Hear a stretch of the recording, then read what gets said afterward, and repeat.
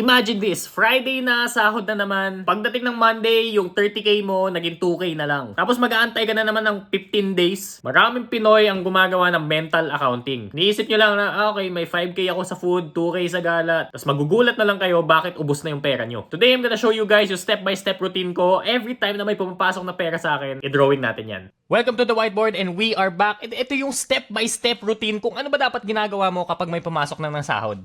Or kung may pumasok na pera, kung saan man galing yan, sana hindi sa illegal, di ba? Now, before you do anything with your money, it's very important na alam mo yung baseline survival rate mo. Meaning, magkano ba yung electricity, yung food, yung water, yung rent mo, bago ka gumastos, okay? Dapat alam mo lahat yan para alam mo kung ilan ba talaga yung budget mo, excluding mabuhay, di ba? So, yun yung survival rate mo. So, let's say electricity mo was 2,000 pesos, food mo 5K, water 500, rent mo 10,000. Ang financial baseline mo is 17,500. So, let's say 20,000 ang sweldo mo. Brother man, ang budget mo na lang is 2,500. Now, this is very important kasi if ganyan kaliit yung budget mo, unfortunately, sobrang sakal ka na yan. So, it's either you increase your salary or bawasan mo yung pag-aircon mo, bawasan mo yung pagkakain mo sa labas, maligo ka, okay lang yan, 500. Yung rent mo, lipat ka sa mas maliit na bahay siguro.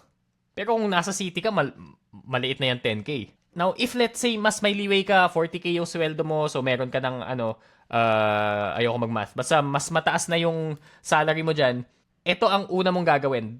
If wala ka pa nito, kailangan mo ng emergency fund. 3 to 6 month buffer ng survival rate mo. So let's say meron kang 17,500, yan yung survival rate mo. Kailangan mo mag-ipon 3 times that or 6 times that as your emergency fund. Bakit? Let's say mawalan ka ng trabaho. Meron ka pang 3 months or 6 months to survive bago ka magdelikado. Okay?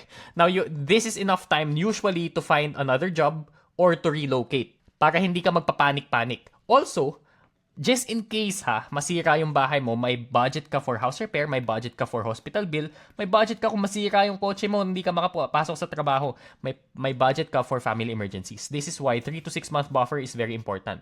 So, yung survival rate mo, multiply it by 3 or 6, and then that will be your shield. Next naman is your debt. Kung may utang ka pa, yun muna bayaran mo. Huwag kang mag-i-invest kung may utang ka pa. Bakit? Kasi kung bumabayan, patay ka na. Sasabog na yung utang mo.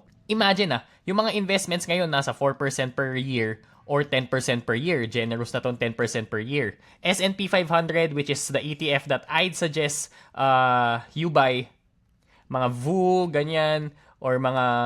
Basta, we'll talk about that on a different video. Actually, I already have other videos. Check nyo na sa playlist kung saan ba dapat kayo mag-invest. Pero I explained there better what an ETF is and kung bakit. Ito yung lagi ko sinasuggest, bilhin nyo kung may bala kayo mag-invest. Balikan nyo na kung hindi nyo alam yung S&P 500. Check nyo yung ibang videos ko. Yan ang average for 50 years na S&P 500. Ang utang, men, ang interest niyan, 42% in a single year. Mamamatay ka dyan. Kaya, whatever you do, kahit it means na hindi ka muna gumala, hindi ka muna kumain sa labas, bayaran mo lahat ng utang mo. Now, hindi included dito, for example, mga mortgages, ganon, for mga bahay, ganon. Pero let's say may credit card debt ka or may G-loan ka, Shopee Pay Later, yun muna bayaran mo. Huwag ka muna mag-invest. Huwag ka nga asa na yung investment mo yung magbabayad ng utang mo because that's not how it works. Tawag doon sugal. And lastly, mag-invest ka. Kung nabayaran mo na lahat ng utang mo, kung may emergency fund ka na, kung okay na yung survival rate mo, i-invest mo na yan. Tapos, syempre, i-enjoy mo din. So, hindi ko na linagay dito, kain ka sa labas, bond with your friends, gumala ka, di ba? Find yourself. Wow, amazing. Pero at the same time, be responsible. Don't forget to invest. Again, I already have lots of videos on this. Check out, naka-playlist naman tayo eh. Okay, very short video lang for today. Kasi pagod na ako sa mga pecha de peligro nyo na sinasabi nyo. Discipline and practice lang yan, guys. Okay? Like, comment, and subscribe para hindi ka mamatayin na brokey.